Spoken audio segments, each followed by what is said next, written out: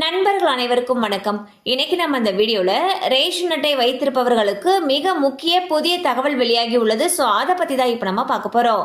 Ration கார்டுகள் மூலமாக ஏழை எளிய மக்களுக்கு அரிசி, பருப்பு, எண்ணெய் போன்ற பொருட்கள் மலிவு விலையில் வழங்கப்படுகின்றன.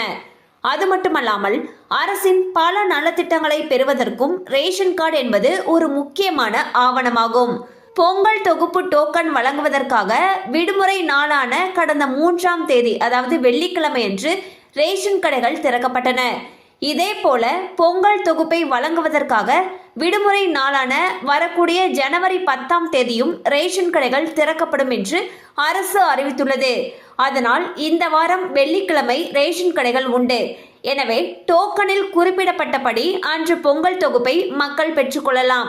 ஸோ பார்த்தீங்கன்னா பொங்கல் தொகுப்பு வழங்கிட்டு வந்துட்டு இருக்காங்க இல்லையா, அதன் காரணமாக வரக்கூடிய வெள்ளிக்கிழமை அன்று ரேஷன் கடைகள் வழக்கம் போல் இயங்கும்னு சொல்லியிருக்காங்க.